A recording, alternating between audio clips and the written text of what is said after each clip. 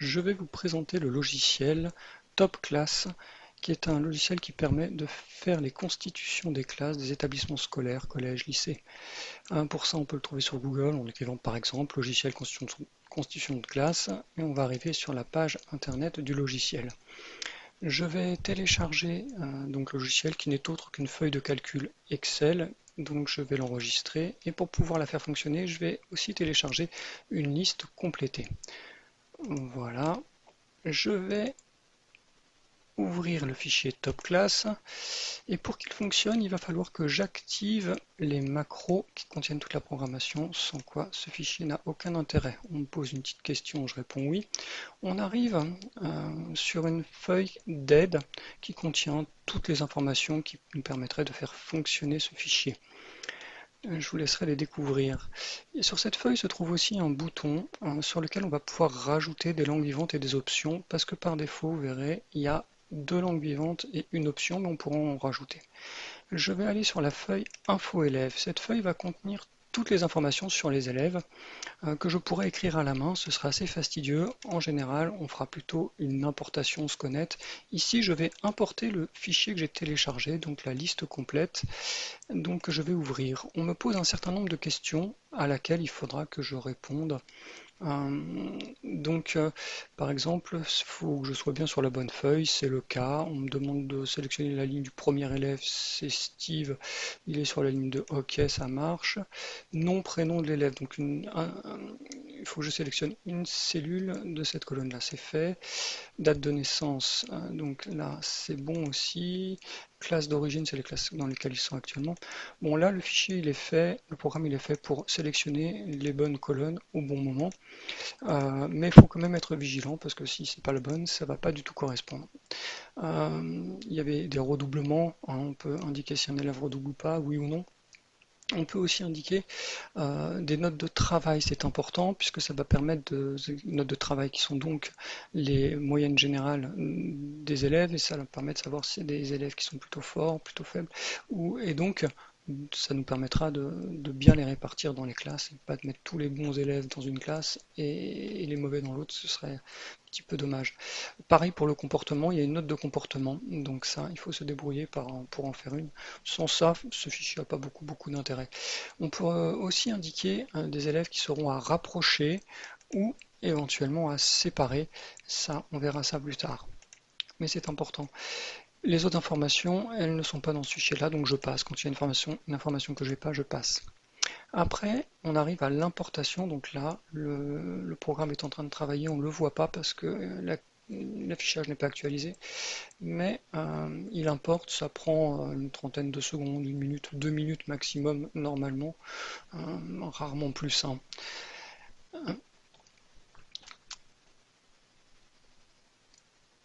Ça y est. Donc là, j'ai tous mes élèves. Par exemple, j'ai Sonia qui est en seconde 1 et il est important d'écrire le nom des classes par une première lettre qui va être représentative du niveau. Seconde, ça doit commencer par un 2. Ça va permettre, quand je vais faire vérifier complète les informations sur les élèves, ça va permettre de trouver que l'élève, par exemple Sonia, était en seconde. Donc c'est assez important de fonctionner comme ça. Et donc là, on a toutes les informations sur les élèves. Plus tard, les classes dans lesquelles seront les élèves se trouveront dans cette colonne-là, celle avec la flèche. C'est celle-là qui va nous intéresser. Parce que finalement, c'est dans cette page-là que toutes les informations sont stockées. Les informations actuelles, mais les informations futures seront écrites aussi sur cette feuille. Je vais aller sur la feuille Info classe. Dans cette feuille-là, on voit toutes les classes actuelles avec le nombre d'élèves. Donc là, j'ai des quatrièmes, j'ai des secondes, j'ai des premières. Voilà, là, j'ai tous les niveaux. Et j'ai les classes actuelles qui sont référencées ici aussi. Donc là, ce sont les classes actuelles. Et moi, ce qui va m'intéresser, c'est les classes pour l'année prochaine. Et les classes pour l'année prochaine, elles vont être écrites ici. Par défaut, le programme prend pour les classes de l'année d'après la même chose que pour les classes actuelles. C'est-à-dire que, par exemple, il y a 6 secondes. Si je me disais que, tiens, j'avais moins d'élèves, je voudrais en mettre que 5, dans ce cas-là, Celle-ci, je peux l'enlever, je peux modifier les noms, ça poserait pas de problème. Mais ça c'est important parce que sinon on serait bien embêté. Après, je vais aller dans structure des classes. Dans cette feuille-là, on va regarder un petit peu comment on va remplir les classes d'un point de vue langue et options.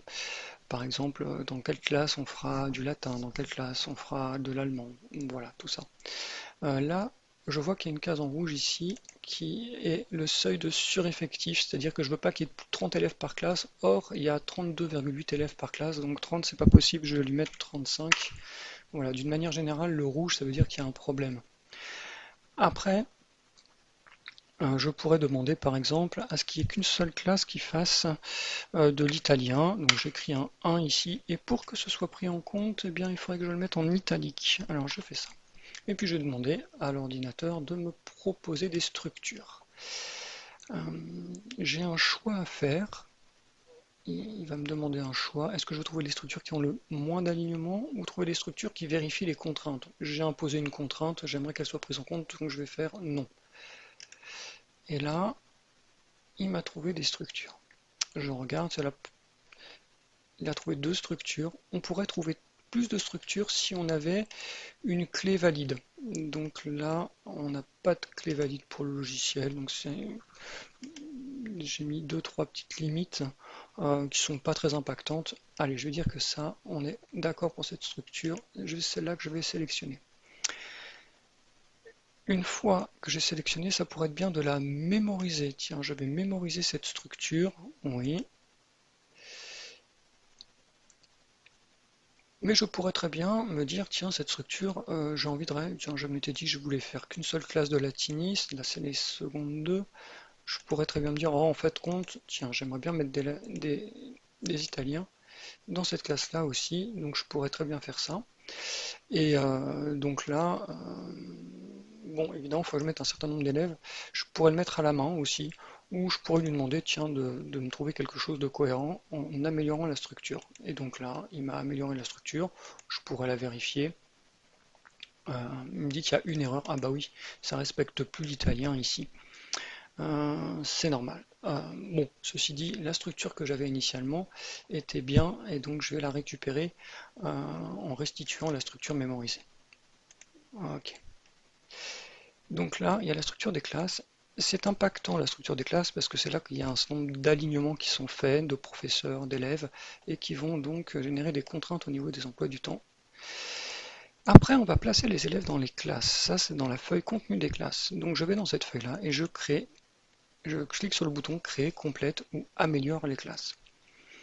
Et là, le programme va dans un premier temps faire un étalonnage, c'est-à-dire va correctement paramétrer les choses pour placer les garçons, les filles dans les classes, pour que les choses aient un poids qui corresponde à ce que l'on veut.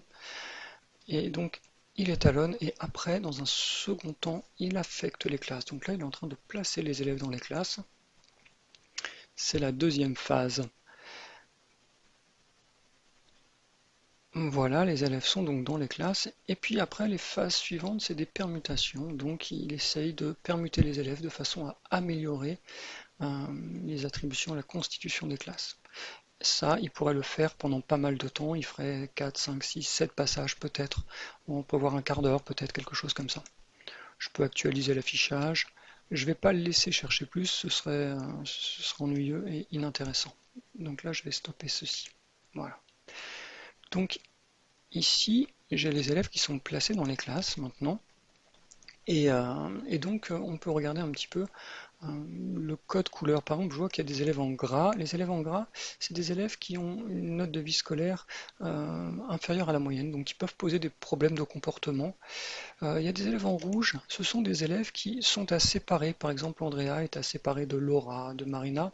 Et si elle est en rouge, c'est qu'elle est à séparer d'autres élèves. Elle était à séparer de Sabrina. Donc le rouge, c'est pour indiquer qu'il y a un problème de séparation d'élèves. Ici, je vois que il y a une case verte et donc c'est un problème de rapprochement. On avait demandé à ce que ces deux élèves soient rapprochés, or ils ne sont pas rapprochés. Donc je pourrais me dire par exemple, que Nolan, je voudrais le rapprocher d'Abdul. Dans ce cas-là, j'irai sur Nolan et je ferai un clic droit. Clic droit est très important, enfin très pratique pour gérer cette feuille-là. Et là, je pourrais me dire, tiens, je vais transférer cet élève-là en seconde 2 pour le rapprocher d'Abdul et on va voir ce que ça va faire. Donc là, il regarde un petit peu les différentes possibilités et il propose Anna, pourquoi pas. Il propose Elsia. Voilà, donc il propose les choses du meilleur au pire, a priori, pour lui en tout cas.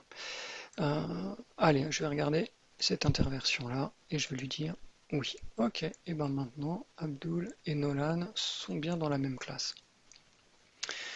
Donc, il y a aussi des cases qui sont barrées. Les cases qui sont barrées, c'est des cases qui ne sont pas permutables avec l'élève qui est sélectionné. Je pourrais, par exemple, tiens, ici j'ai Mélanie, je pourrais me dire, tiens, elle n'est pas bien dans cette classe-là, j'aimerais bien la permuter avec une autre élève, mais je ne sais pas laquelle. Tiens, je vais surligner des élèves, par exemple, bon, des élèves qui vont être permutables avec Mélanie, c'est-à-dire qui font les mêmes langues et options.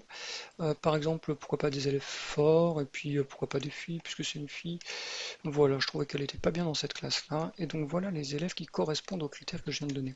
Si je voulais l'intervertir avec Salomé, je sélectionnerai Salomé en maintenant la touche contrôle enfoncée qui me permet de sélectionner les deux élèves. Une fois qu'ils sont sélectionnés, je peux donc intervertir ces élèves.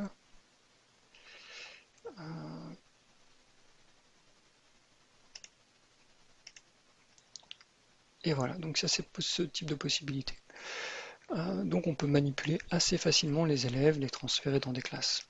Une fois que j'ai fini le niveau des secondes, je pourrais faire d'autres niveaux, comme par exemple euh, les troisièmes, si je voulais. Hop, donc là je mettrai troisième, je sélectionne ici, parce que c'est dans la feuille structure des classes qu'on sélectionne le niveau des classes qu'on est en train de faire. Donc là je ferai les troisièmes, etc. Voilà donc pour les fonctionnalités de base de ce fichier.